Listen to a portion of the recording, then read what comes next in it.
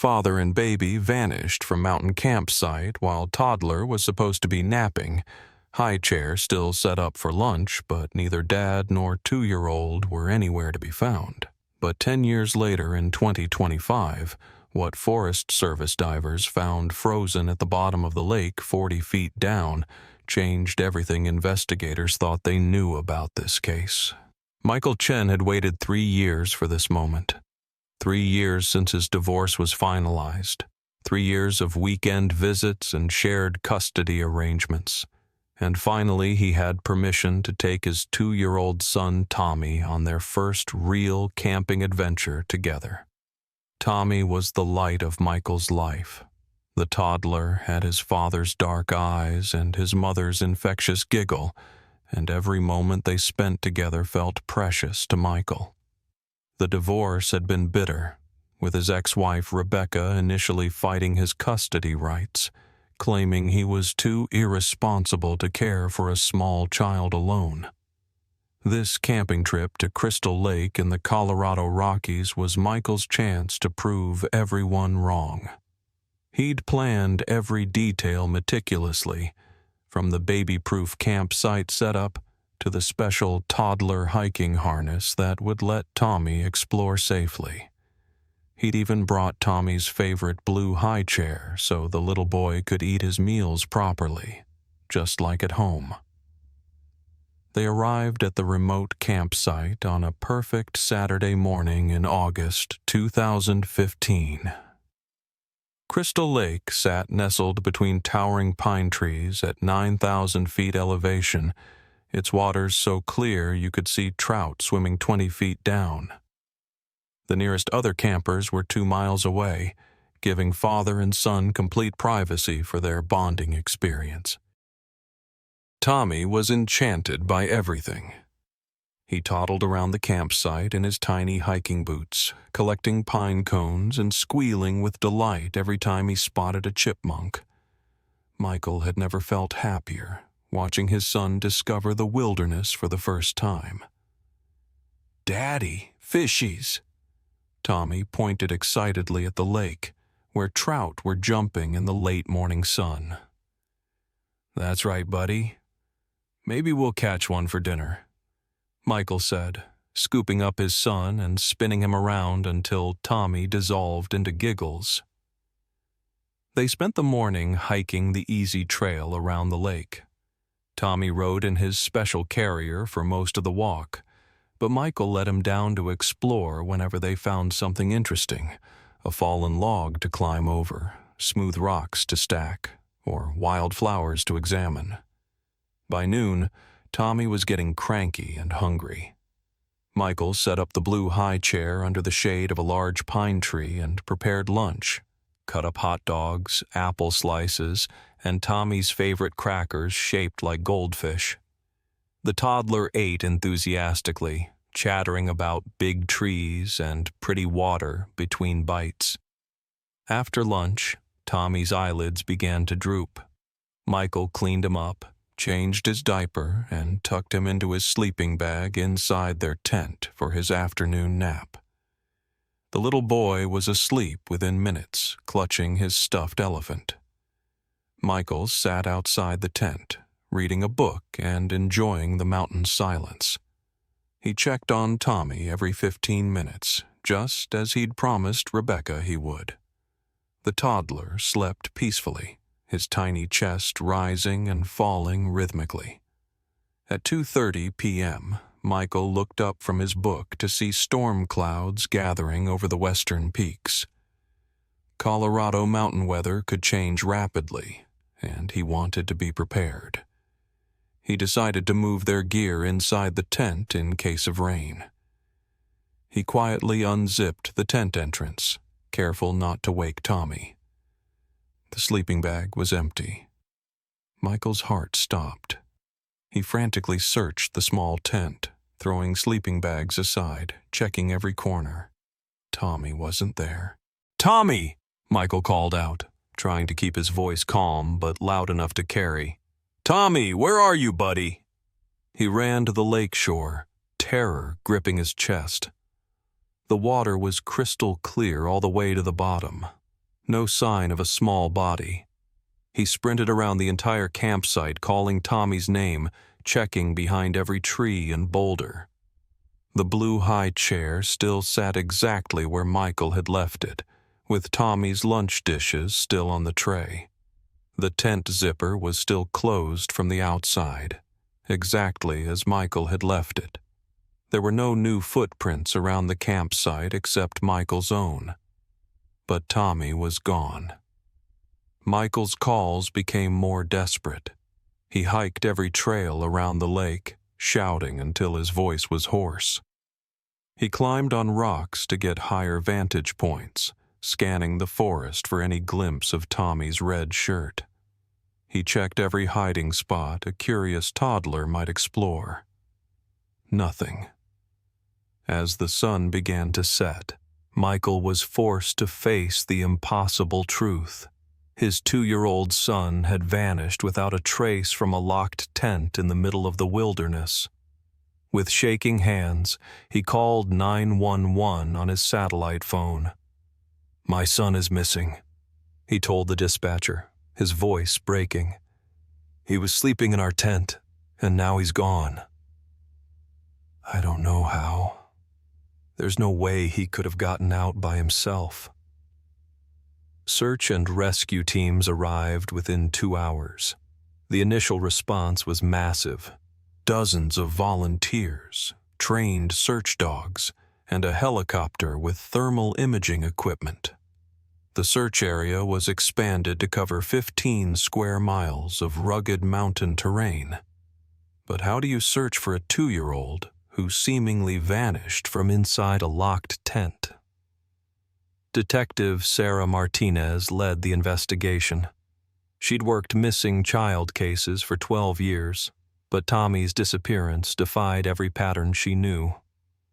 "A 2-year-old can't unzip a tent from the inside," she told her partner. "The zipper mechanism is too complex, and even if he couldn't zip it back up from the outside."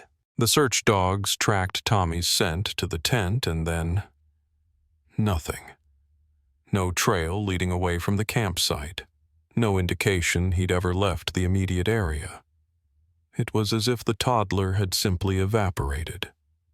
Michael was questioned extensively. His story never changed, and his anguish was clearly genuine. Phone records confirmed he hadn't contacted anyone during the time Tommy disappeared. There was no evidence of foul play, no signs of struggle, and no indication that anyone else had been at the remote campsite. Rebecca arrived the next day, her face twisted with rage and grief.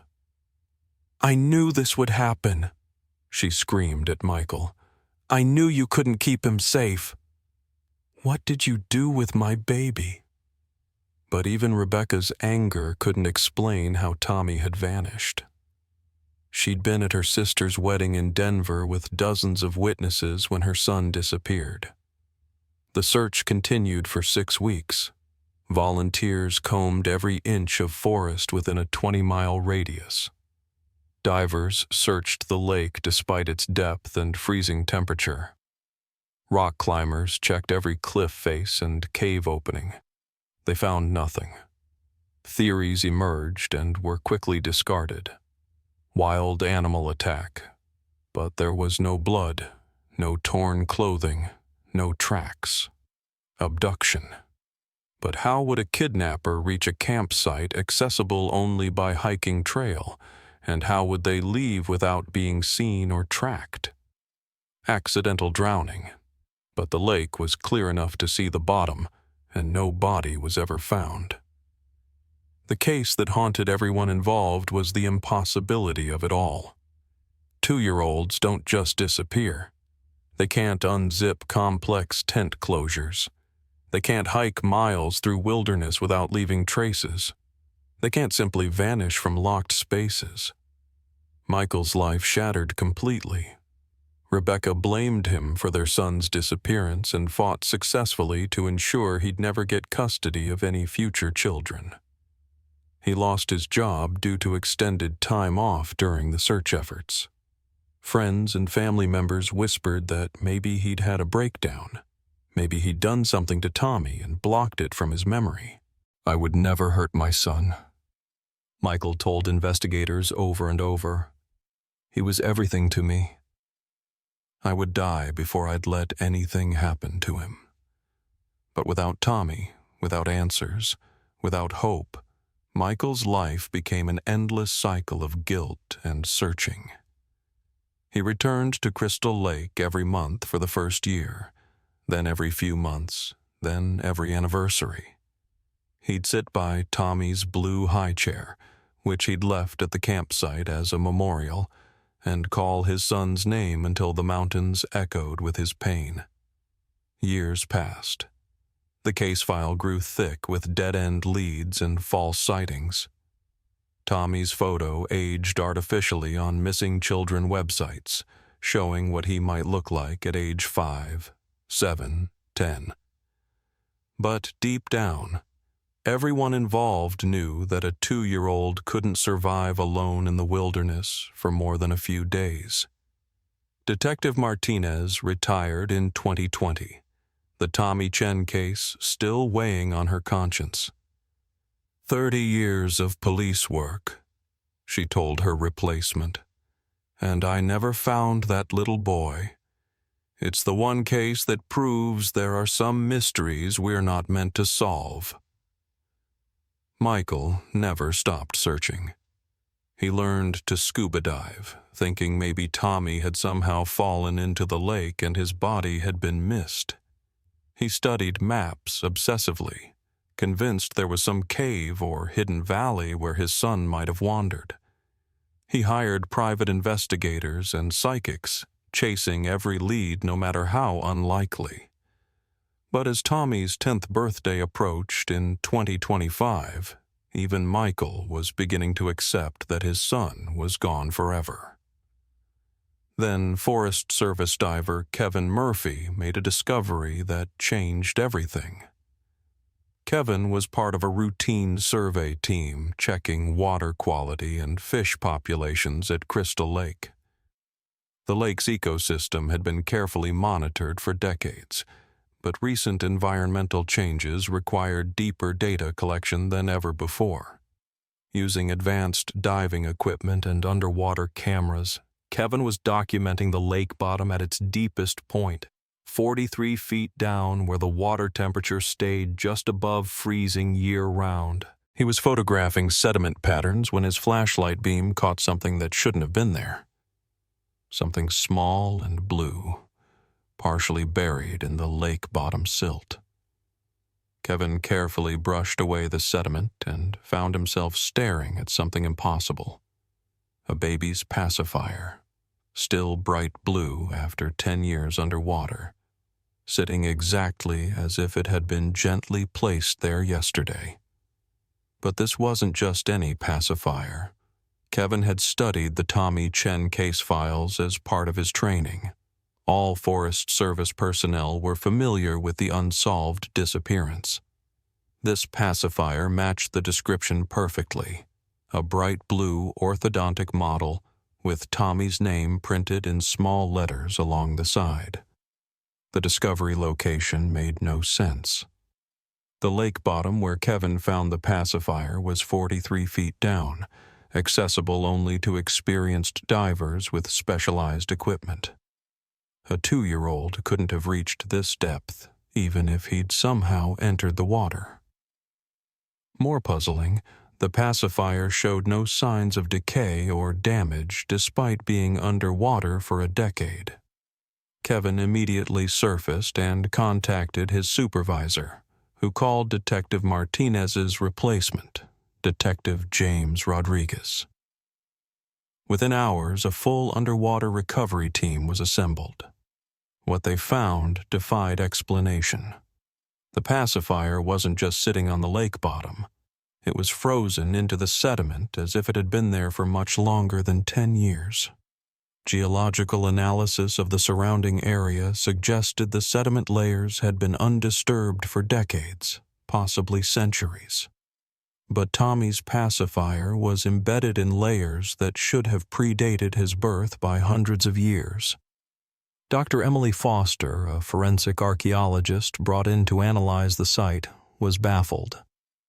The sediment layering suggests this object has been here for at least 200 years, she explained to the investigative team. But that's obviously impossible. This pacifier was manufactured in 2013.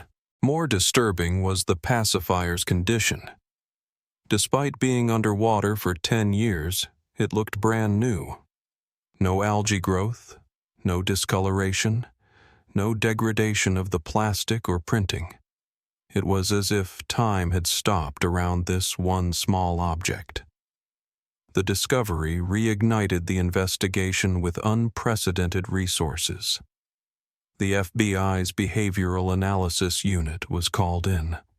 Quantum physicists consulted on temporal anomalies. Even NASA provided satellite imaging to search for underground cave systems that might explain how Tommy could have reached the lake bottom. Michael was contacted immediately. When Detective Rodriguez showed him photos of the recovered pacifier, Michael broke down completely. "That's Tommy's," he whispered through tears. "I gave it to him the morning we left for camping. He always chewed on the left corner when he was tired. You can see the little teeth marks." The teeth marks were indeed visible, perfectly preserved after a decade underwater. But the discovery raised more questions than it answered. How did Tommy's pacifier reach the bottom of a 43-foot deep mountain lake? How had it become embedded in centuries-old sediment? And most importantly, where was Tommy? Dr. Foster suggested an impossible theory. What if the pacifier didn't travel through space to reach the lake bottom? What if it traveled through time? The idea seemed ridiculous, but the evidence was undeniable. Radiometric dating of the surrounding sediment confirmed the pacifier had been in that location for far longer than Tommy had been alive. Yet DNA analysis confirmed it was definitely his. "We're dealing with either time travel or parallel dimensions, Doctor," Foster continued. "Either Tommy somehow fell backward through time and ended up in this lake centuries ago, or we're seeing evidence of temporal displacement, objects moving between different time streams." Michael refused to accept that his son was dead. "If his pacifier could travel through time," he argued, "then maybe Tommy did too. Maybe he's alive somewhere, somewhen, waiting for us to figure out how to reach him." The investigation took on an almost science fiction quality. Theoretical physicists examined Crystal Lake for temporal anomalies. Geological surveys searched for unusual mineral deposits that might affect local spacetime. Teams of divers methodically searched every inch of the lake bottom for more evidence. 3 months after finding the pacifier, they found something else. 47 feet down, in the lake's deepest point, diver Amanda Santos discovered a small depression in the sediment that was perfectly child-sized.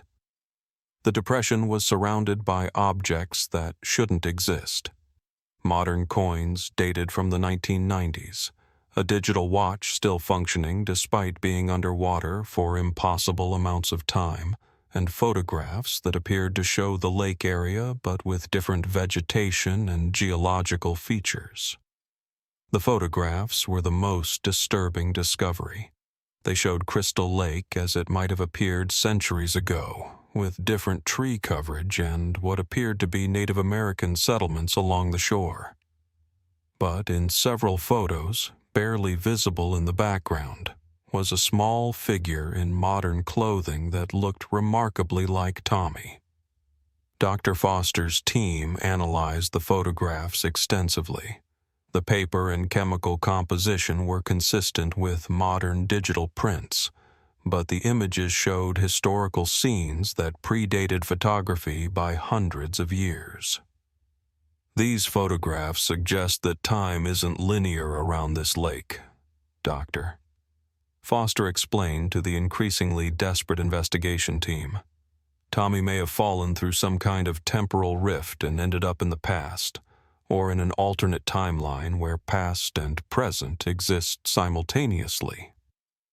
Local Native American elders were quietly consulted about the lake's history. Several tribal representatives confirmed that Crystal Lake had always been considered a sacred site, a place where time runs like water, and the ancestors walk among the living.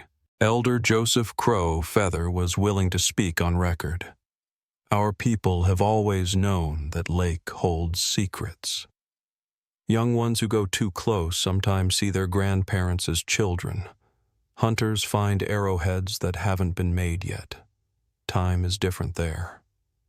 Michael spent every day at the lake, convinced that understanding the temporal anomaly could bring Tommy home. He hired experts in theoretical physics, quantum mechanics, and even paranormal investigation. His life savings disappeared into the desperate search for his son. But the more they learned about Crystal Lake's temporal properties, the more complex the mystery became. Ground-penetrating radar revealed structures beneath the lake that couldn't be natural formations. Sonar mapping suggested the presence of buildings or caves that existed in multiple time periods simultaneously. Water samples contained isotopes that shouldn't be found in nature. Dr. Sarah Kim, the quantum physicist who'd consulted on previous dimensional cases, flew in to examine the site personally. Her analysis was both hopeful and terrifying. Crystal Lake appears to be a temporal nexus point, she explained to Michael and the investigation team. Think of it as a place where multiple timelines intersect. Tommy didn't disappear in the traditional sense. He fell through time, possibly into a parallel version of this same location. Can we get him back? Michael asked desperately. Dr. Kim's expression was grim. Theoretically, yes. But the energy required to open a stable temporal rift would be enormous, and we'd have no control over where or when the rift opened. We could bring back Tommy as a 2-year-old, or as an adult who's lived his entire life in the past, or we might bring back something else entirely. The investigation reached a crossroads. Scientific evidence suggested Tommy was alive somewhere in time, but actually reaching him seemed impossible with current technology. Then Tommy reached out to them first. On the 10th anniversary of his disappearance, August 15th, 2025, hikers found a message carved into a tree near the original campsite. The carving was fresh, the letters still bleeding sap, but the words made everyone's blood run cold. Daddy, I'm okay, Tommy. Age 12, help coming, soon. The tree was a 100-year-old pine that had definitely been unmarked the day before. But dendrochronology analysis showed the carving had been made from the inside, as if the tree had grown around letters that were somehow already there. Michael collapsed when he saw the message. His son was alive. Tommy had grown up, learned to write, and somehow found a way to communicate across time. But the message raised new questions. How was a 12-year-old Tommy carving messages in trees that appeared instantaneously? Who was providing the help he mentioned? And most importantly, what had Tommy experienced during 10 years of living outside normal time? Dr. Kim worked frantically to understand the communication mechanism. If Tommy can send messages forward through time, she theorized, then maybe we can send messages back. The team set up equipment around Crystal Lake, using everything from radio transmitters to laser arrays to try to establish two-way communication with Tommy. They carved responses in trees, hoping he could read them somehow. They dropped waterproof containers with letters into the lake, addressing them to Tommy Chen, age 12, somewhere in time. For weeks, nothing happened. Then, on September 3rd, 2025, Tommy responded. Every electronic device within a 5-mile radius of Crystal Lake received the same message simultaneously. A child's voice, older than Michael remembered, but unmistakably Tommy's, speaking words that appeared as text on every screen. "Daddy, I learned how to talk to machines here. I'm in the same place, but different time. There are others like me, kids who fell through. We take care of each other. I remember you every day. The people here say they can send me home on my 13th birthday, exactly 1 year from now. Be at the lake when the sun sets. Bring my high chair. Love you, Tommy." Michael read the message dozens of times, tears streaming down his face. His son was alive, had grown up, had learned impossible things, and was coming home. But 12 months felt like an eternity. The year that followed was unlike anything in the history of missing persons cases. Michael camped permanently at Crystal Lake, maintaining a vigil for his son who was somewhere in time. The blue high chair, now weathered but still standing, became a symbol of hope for families of missing children worldwide. Media coverage was intense but respectful. Tommy's story had captured international attention, representing hope that missing children might still be found in the most impossible circumstances. Scientists used the year to study Crystal Lake's temporal properties more extensively. They documented seasonal variations in the time distortion, mapped the precise locations where objects appeared and disappeared, and developed theoretical models for how Tommy might return. Dr. Kim published papers on temporal mechanics that revolutionized physics. Crystal Lake became the most studied location in quantum science. But all the research had one goal: ensuring Tommy's safe return to normal time. Michael aged years during those 12 months of waiting. The stress, the hope, the fear that something might go wrong, it all took its toll. But he never left the lake. Every sunset, he sat in his camping chair next to Tommy's blue high chair and called out to his son across time. "I'm here, buddy. Daddy's waiting for you." Rebecca visited regularly, her anger replaced by cautious hope. The impossible evidence had convinced her that Michael was innocent, that some force beyond human understanding had taken their son. For the first time since the divorce, they stood together as parents, waiting for their child to come home.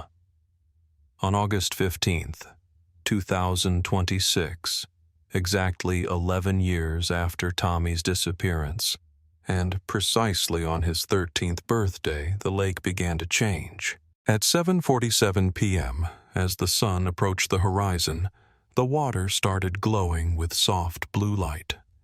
The temperature dropped 20 degrees in seconds. Every electronic device in the area malfunctioned simultaneously. And then, in the exact spot where Michael had set up Tommy's high chair 11 years earlier, a figure began to materialize. Tommy stepped out of the temporal rift looking exactly as he'd promised. A 13-year-old boy with Michael's eyes and a face that still held traces of the toddler who'd vanished from a tent. He was wearing clothes that seemed to be woven from light itself, and he moved with confidence that came from years of surviving impossible circumstances. "Hi, Daddy," Tommy said, his voice deeper than Michael remembered but unmistakably his son's. "I told you I'd come home." Michael ran to his son and held him like he'd never let go again. Tommy was solid, real, warm, definitely the same child who'd disappeared, just older and somehow more than human. The people in the time place taught me lots of things, Tommy explained as his parents cried and held him. How to move between when and where, how to talk to metal things, how to find kids who get lost in time and help them find families. Over the following days, Tommy shared incredible stories. He'd been rescued by what he called the Time Guardians, beings who existed between dimensions and helped lost travelers find their way home. He'd lived in a place where past, present, and future existed simultaneously, where children from different eras formed families and learned to navigate temporal currents. There are kids there from all different times, Tommy explained. Some from your time, some from way before, some from times that haven't happened yet. We all take care of each other until we're old enough to go home. Tommy had learned abilities that seemed magical but were apparently natural in the temporal dimension. He could communicate with electronic devices telepathically. He could see the flow of time like others see rivers. He could even glimpse possible futures, though he said those were always changing. But most importantly, he'd learned that his disappearance wasn't random. Crystal Lake was one of several temporal weak points around the world, places where children who were meant for special purposes sometimes fell through time to be trained as guardians. I was supposed to learn these things, Tommy told his father, so I could help other lost kids find their way home. That's my job now. The reunion wasn't entirely happy.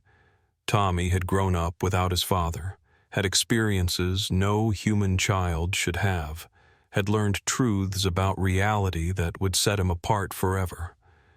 He was Michael's son, but he was also something more, and Tommy's return wasn't permanent.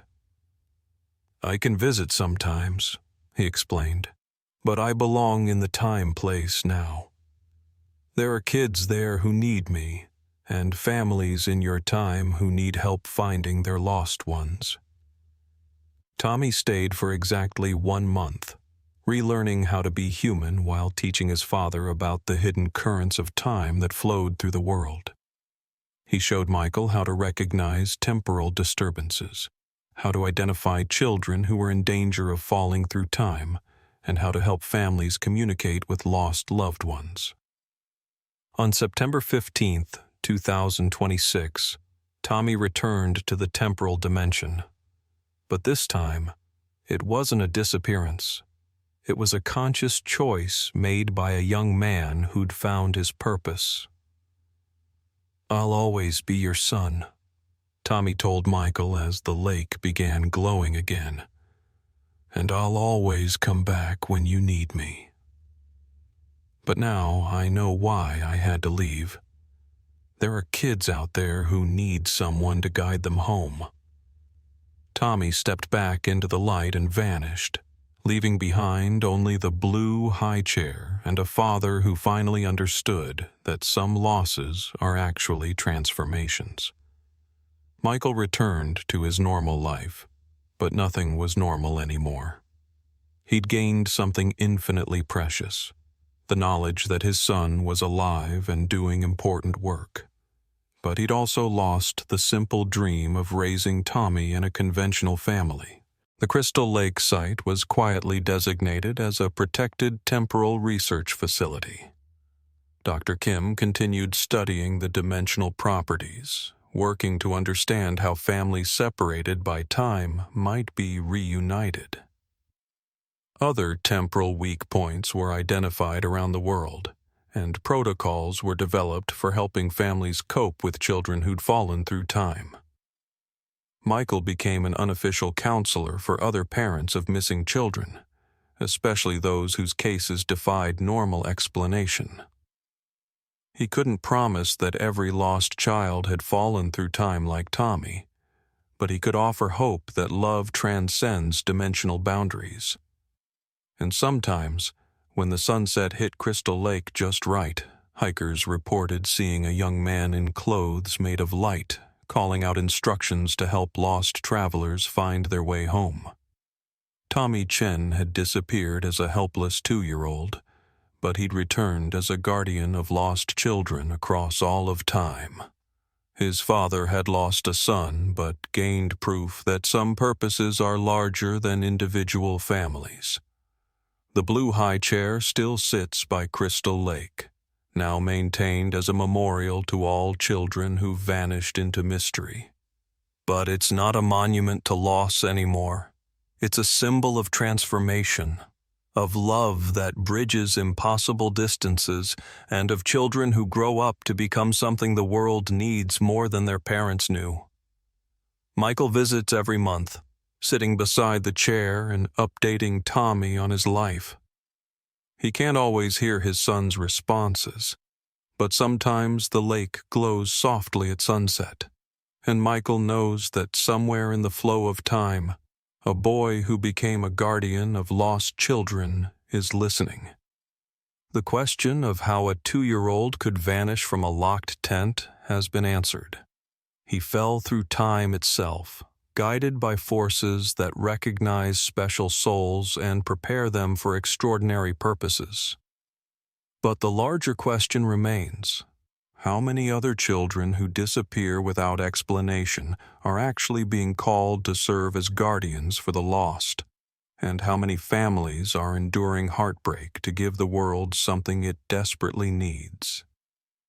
In the end, Tommy's story proves that some mysteries have answers more beautiful and terrible than we could ever imagine, and that love really can transcend the boundaries between past, present, and future. But Tommy's work as a temporal guardian was only beginning.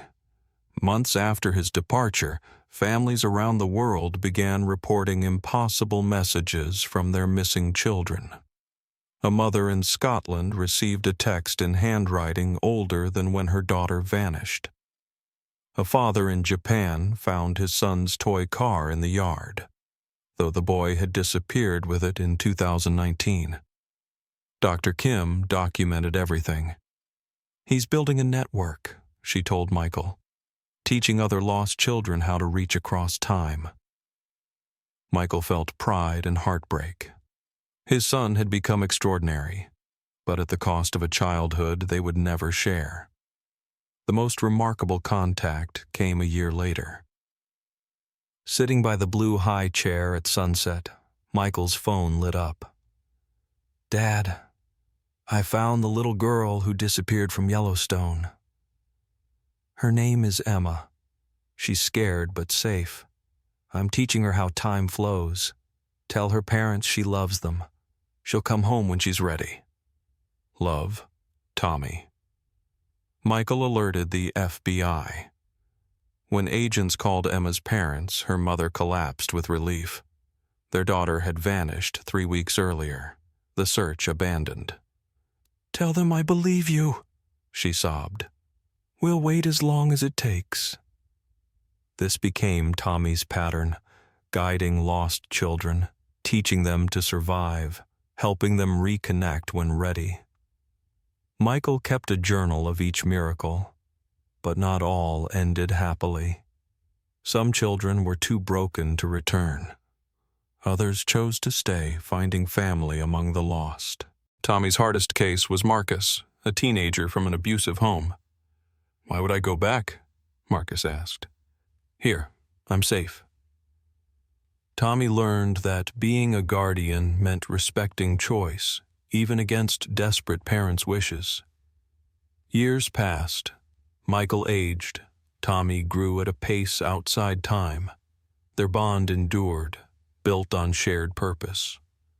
Michael founded the Tommy Chen Foundation to support families of missing children, its motto from his son: "Love transcends all dimensions." On Tommy's 16th birthday, Michael received his longest message. "Dad, everything we went through was worth it. I've helped 47 children return.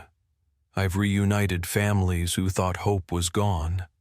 And I've learned love is the strongest force in any dimension.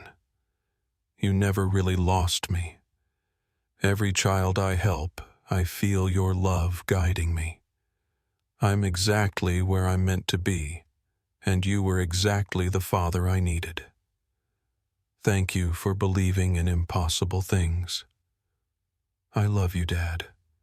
Always, across all time. Your son, Tommy. Michael read the words again and again, tears blurring the screen. His boy had become a guardian angel for the lost, a bridge across impossible divides. And somewhere beyond time, the little boy who once vanished from a mountain lake was leading other children safely home.